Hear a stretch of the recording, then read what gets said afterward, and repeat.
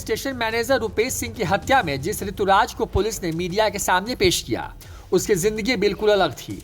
वह जयपुर से भूगोल में ग्रेजुएट है, अंग्रेजी नॉवेल का शौकीन है, पिता की करीब 4 करोड़ की संपत्ति का इकलौता वारिस है। लेकिन बाइक के शौक में वह बाइक चोर बन गया।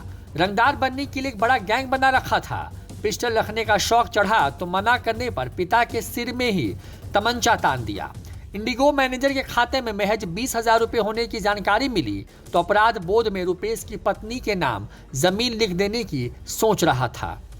हर हरकत में कुछ न कुछ रोचक कहानी है। मनोरंजन सिंह नौबतपुर में ईंट भट्ठा चलाते हैं। मूल रूप से धनरुआ के धमौल गांव के रहने वाले हैं, लेकिन परिवार को लेकर पटना के रामकृष्णा नगर थाना इलाके के तहत कन्हाई नगर के रोड नंबर 2 में रहते हैं। यहाँ पर उन्होंने काफी प्रॉपर्टी खरीद रखी है। खुद का बड़ा घर बना रखा है जिसकी कीमत 3 से 4 करोड़ के करीब है।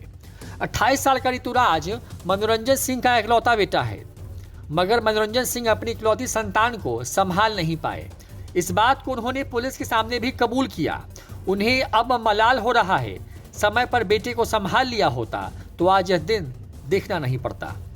ऋतुराज के साथ साथ पुलिस ने उसके पिता को भी पूछताछ के लिए अपनी कस्टडी में ले रखा था। एक महीने में 4 से 5 बाइक की चोरी ऋतुराज खुद से करता था। उन पर पहले खुद घूमता, बाद में बेच देता। हर 10 से 15 दिन में बाइक बदलता था। बाइक की चोरी करते करते उसे पिस्टल रखने का शौक हो गया। 1 साल पहले इसने पिस्टल और गोली खरीदी थी। धीरे धीरे अपने पटना के अलग अलग इलाकों में युवा बाइकर्स की एक सर्किल भी बना डाली। इसे बड़ा रंगदार बनने का शौक चढ़ गया था। बाद में उनके एक पिस्टल और 2 कट्ठा जमीन खरीदी थी। जब इस बात की जानकारी उनकी मां को हुई तो उसने अपने पति मनोरंजन सिंह को बताया। फिर पिता ने ऋतुराज की पिटाई की। इस वजह से उसने अपने बाप के ऊपर ही पिस्टल तान दी थी। ऋतुराज ने जयपुर में रहकर पढ़ाई की है। साल 2015 में उसने सनराइज यूनिवर्सिटी से भूगोल में ऑनर्स किया। जब पुलिस ने इनके घर को खंगाला तो इसके सर्टिफिकेट भी उनके हाथ लगे। पूछताछ में भी उसने इस बात को कबूला। छापेमारी के दौरान ही अंग्रेजी के नॉवल मिले जिन्हें ये पढ़ा करता था। जयपुर में पढ़ाई करने के बाद वह दिल्ली में भी रहा।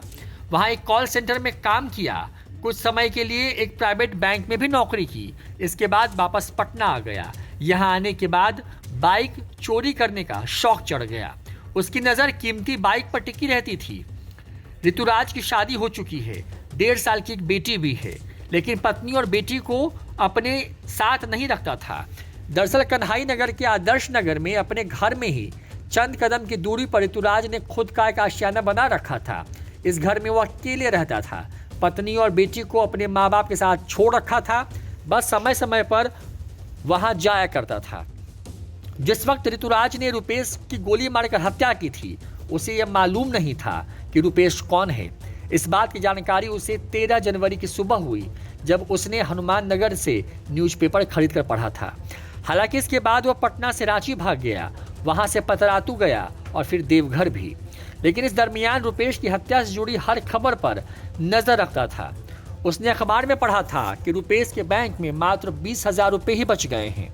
ऋतुराज ने पुलिस को बताया कि वह जानने के बाद उसके मन में एक विचार आया।